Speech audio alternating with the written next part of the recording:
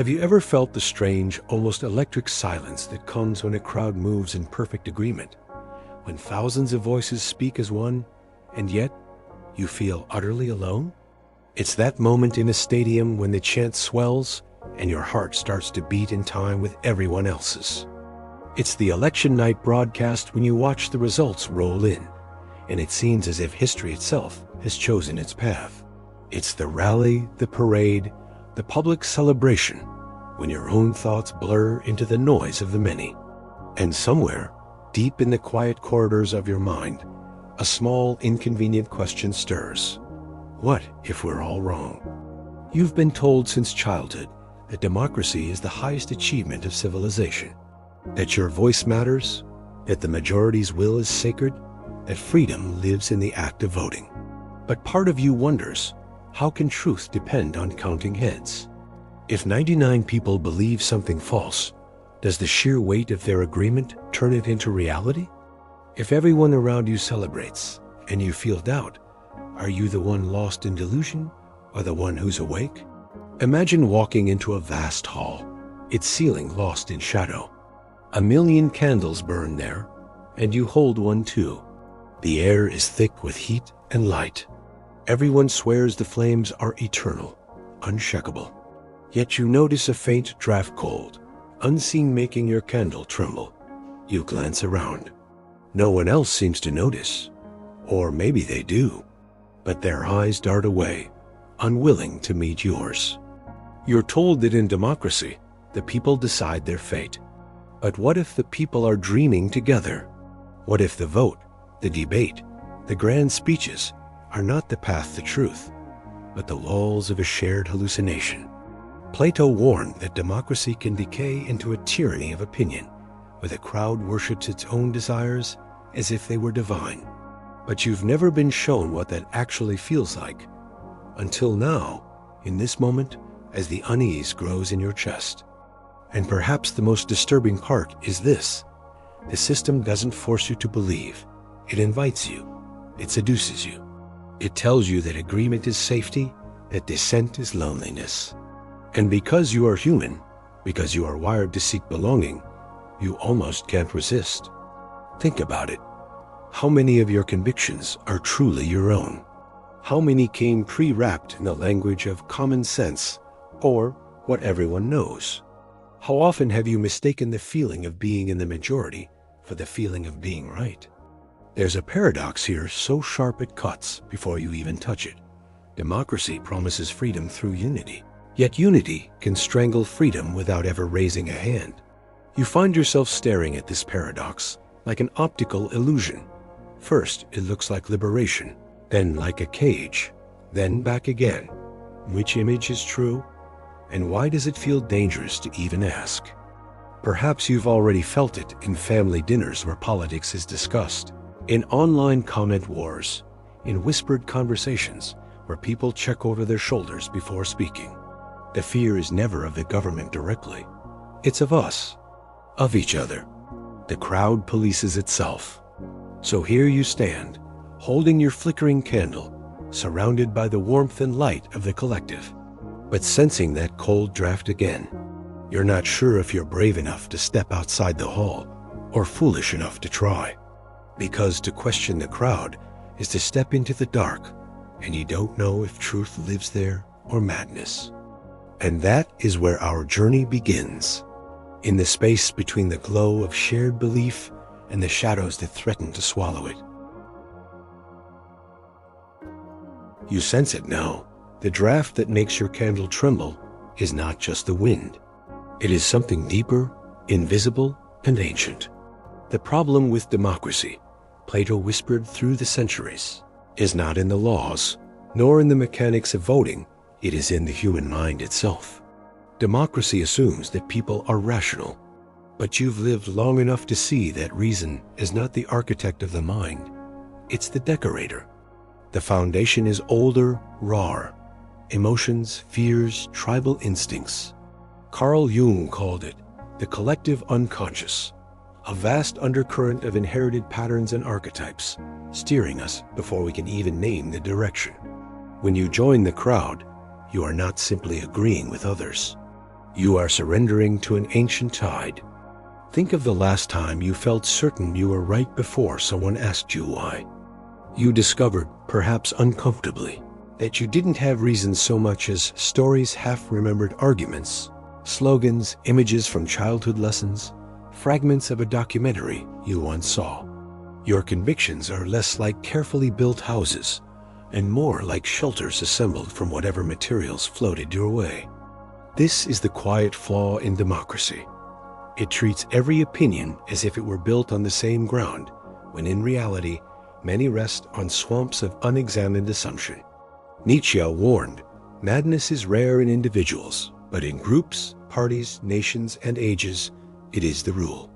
In the voting booth, the madness does not scream. It whispers. It smiles. It tells you it's common sense. And there is another truth you don't like to admit. You are built for belonging. Evolution taught you that being cast out from the tribe was death. So your brain rewards agreement with warmth and security, and punishes dissent with fear and isolation. In this way, the will of the people is not the sum of independent minds. It is the echo of the tribe's oldest survival strategies. You tell yourself that you think freely, but every human is born into a ready-made system of language, symbols, and myths. As Aldous Huxley observed, the propagandist's purpose is to make one set of people forget that certain other sets of people are human. And propaganda in democracy is not always the crude poster or the obvious lie. It's the tone of a trusted news anchor, the rhythm of the most shared tweet, the emotional hook of a headline. Even your sense of self is not immune. Jean-Paul Sartre wrote that much of what we call identity is just the role we play when others are watching. In a democracy, the audience is the crowd, and you perform for them without even knowing. You wear the badge of your political stance, your moral outrage, your righteous certainty, because to take it off feels like standing naked in the public square. And here's the darkest twist. The crowd doesn't just influence what you think, it influences how you think. Your mind begins to favor simplicity over complexity, certainty over doubt, stories over statistics.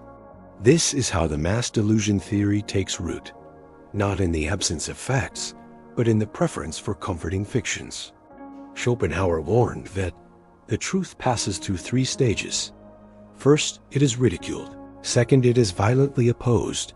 And third, it is accepted as self-evident.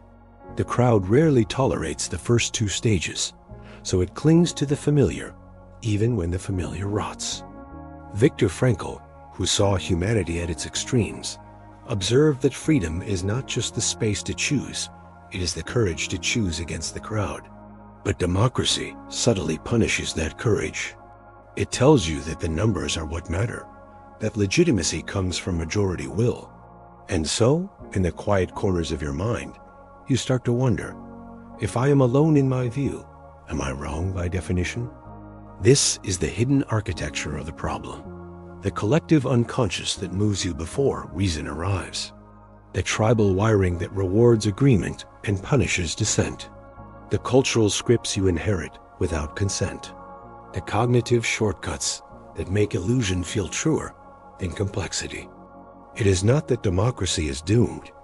It is that democracy rests on a fragile foundation, the human mind. And the mind, left unchecked, will always seek comfort over truth, belonging over independence. The draft you feel against your candle is not the collapse of the system. It is the eternal breath of the crowd, drawing you in, even as a smaller voice inside you whispers, "Something's wrong." And if you keep following that voice, you will begin to see the shadow that the glow of the collective light has been hiding. You've felt the draft. You've traced its source to the fragile machinery of the human mind. But now you must see where this leads, what grows in the shadow of the crowd's warm light. The truth is unsettling. When the majority shares the same dream, they build their reality upon it. It is not just that the crowd believes in illusion, it begins to live inside it. Streets are named after its heroes, history books retell its victories, School lessons teach its values. Soon, you are not just in agreement with the crowd, you are breathing in its air, speaking in its tongue, thinking in its metaphors. Your perception of the world narrows to what the collective agrees is worth seeing. Cognitive psychologists call this selective attention. It's the reason you can hear your name across a noisy room, but not notice the subtle tremor in a friend's voice when they tell you they're fine. In the realm of politics and culture, selective attention works the same way. You notice news that confirms the dream, ignore what disturbs it. And when something undeniable pierces the dream, the mind has another trick: cognitive dissonance. You bend reality to fit the story. You explain away contradictions, dismiss uncomfortable facts, or twist them until they feel harmless. The more people around you do the same, the easier it is to believe that nothing has changed. But reality does not care about dreams. While the crowd drifts together, unseen currents work below the surface. The erosion of civil debate, the slow rise of group hostility toward outsiders, the decay of personal courage. And because these shifts are gradual, they rarely trigger alarm. The frog in the pot doesn't leap when the water warms degree by degree. History shows what happens when this pattern hardens. The Athenians of Plato's time, drunk on the freedom of democracy, banished philosophers for questioning the public mood. Socrates was sentenced to death, not because he attacked the city with weapons, but because he challenged the city's illusions. His crime was asking too many questions. And the same mechanism plays out in modern forms, less visible, but just as powerful. Instead of exile, there is social cancellation. Instead of hemlock, there is economic ruin. The crowd doesn't need to silence you with force. It only needs to convince enough people to stop listening. Here's the paradox. Democracy gives you the right to speak, but the crowd decides whether your words survive. And the crowd, once gripped by a shared delusion, becomes both the judge and the executioner of ideas. The most dangerous part? The longer you live in the collective dream, the harder it is to imagine any reality beyond it. Aldous Huxley once warned that the most shocking fact about dictatorships is not that they exist, but that they can be made to seem necessary to the people. The Mass Delusion Theory suggests that democracy can create its own necessary illusions, not imposed by tyrants, but crafted by the people themselves. It starts small. A few ideas become too dangerous to discuss. Certain questions are labeled harmful before they're even answered. Neighbors quietly avoid each other over political differences. Children repeat slogans they don't understand, but no one corrects them because the slogans feel safe. And soon, you wake to find that the dream has built walls around you.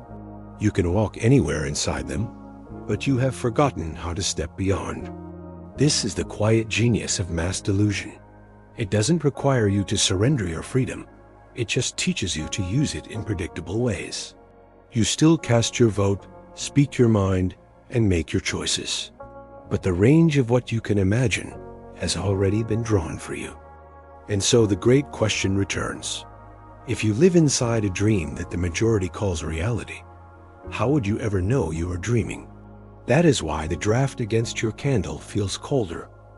Now it carries the scent of something larger than disagreement.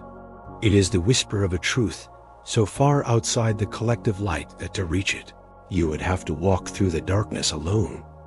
But the moment you recognize this, another thought ignites dangerous, intoxicating. If the crowd's reality is only a construction, then perhaps you can build your own. And with that thought, you begin to turn toward rebellion. You stand at the edge of the hall now. Behind you, the million candles burn with their warm, hypnotic glow. Ahead, darkness. Uncertainty.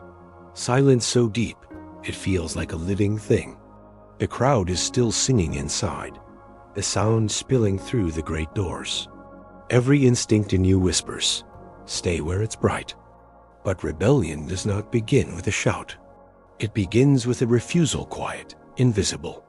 The moment you decide that the crowd's dream will no longer be the only dream you inhabit. Plato believed that to escape the illusions of democracy, one must climb out of the cave where shadows are mistaken for reality. But the first step is the hardest. You have to admit that the shadows are not the truth, even if they comfort you. That's why so few take it. You are not fighting the system alone. You are fighting the part of yourself that longs for belonging. And yet, you know this. No one in history ever changed the course of the world by being perfectly comfortable. Think of Galileo, peering through his telescope, quietly defying centuries of belief. Think of Rosa Parks, refusing to give up her seat, not because she thought she would overturn the system that day, but because the simple act of saying no was its own victory. Think of the dissidents in totalitarian regimes who passed books hand to hand, risking prison so that a single mind could be set free. Your rebellion does not need to look heroic. It begins with how you think. It is the decision to question the easy answer, to hold an idea in your hands and turn it over before you agree to carry it. To notice when an opinion feels good because it's popular, and then ask whether it would still feel true if you were alone in holding it. Breaking free means learning to sit with the discomfort of being misunderstood.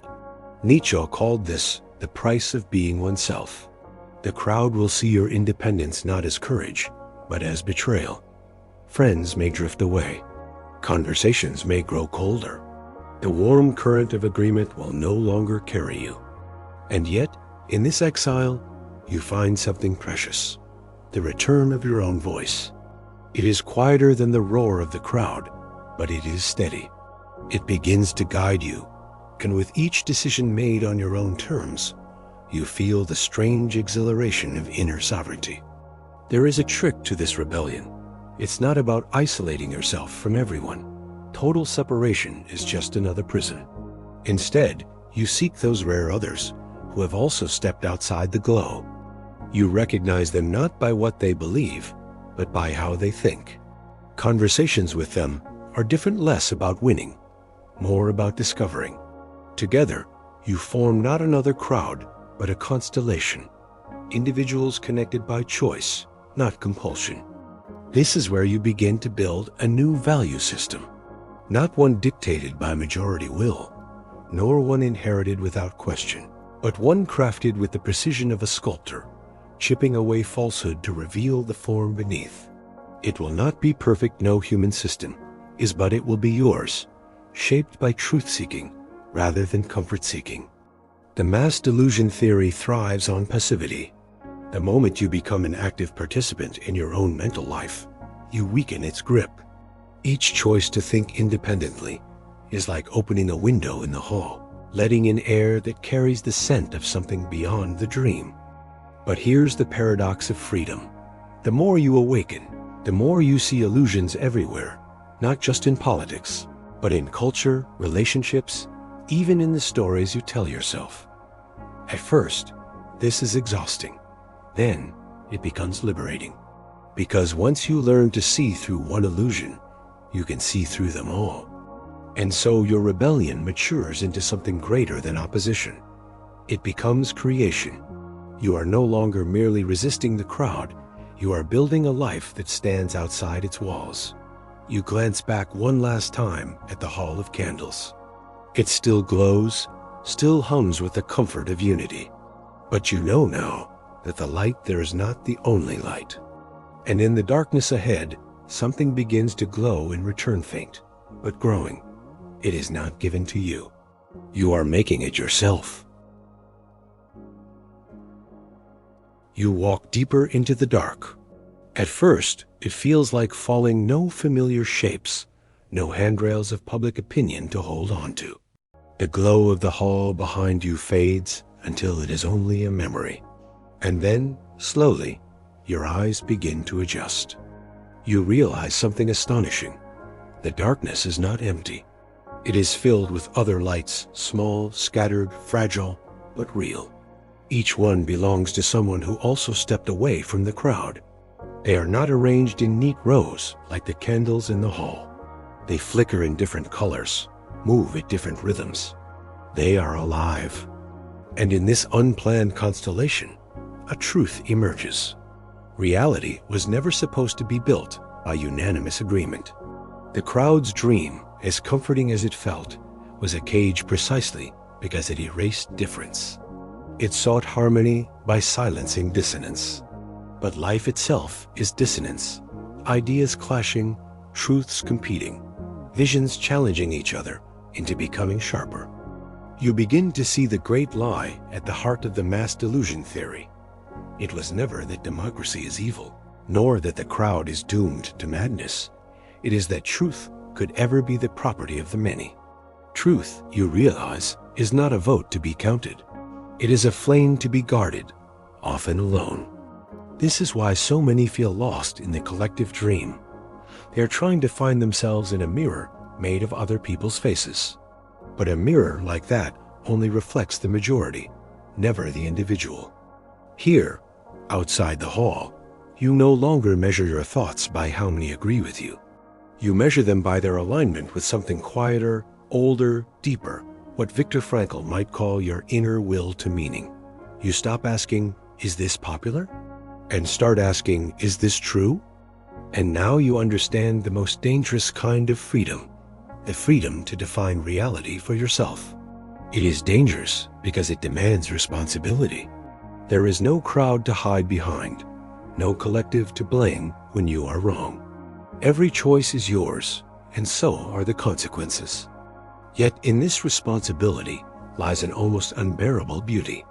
You are no longer a passive passenger on the ship of public opinion. You are the captain of your own small vessel. The sea is vast, yes, and full of storms. But for the first time, you can see the stars. The final realization strikes you not as a thunderclap, but as a quiet certainty. Democracy is not the guarantee of truth. It is the arena where truth must be fought for relentlessly, endlessly, often against the very crowd it claims to empower. The Mass Delusion Theory is not a prophecy of inevitable failure. It is a warning that the crowd will always be tempted to trade truth for comfort, and that you must resist that trade every single day. You remember the Hall of Candles. Most will stay there forever, and perhaps that is their fate. But you also know now that your leaving was not a rejection of them. It was an act of loyalty to something greater than agreement. Loyalty to reality, even when it is inconvenient, lonely, or dangerous. As you walk among the scattered lights of other solitary seekers, you feel no urge to form another hall. That would only be the beginning of a new dream, a new cage. Instead, you let each light stand where it is, free. The beauty is not in their sameness, it is in their separation, their independence, their ability to burn without permission. And when you finally stop, you lift your own candle, no longer trembling in the draft. Its flame is smaller than the collective glow you left behind, but it is yours, shaped by your own breath, your own choices. You know it could go out at any time, but you also know that if it does, you will light it again, not because the crowd commands it, but because you choose it. That is the ultimate truth. The measure of freedom is not how loudly you speak when everyone agrees, but how clearly you can whisper when no one does. You close your eyes for a moment, feeling the stillness of the air, the weight of your own mind unshackled, alert, alive. And then you open them again, looking out into the infinite dark, knowing that your search will never end. Because truth is not a destination. It is the road beneath your feet. And now, at last, you are walking it.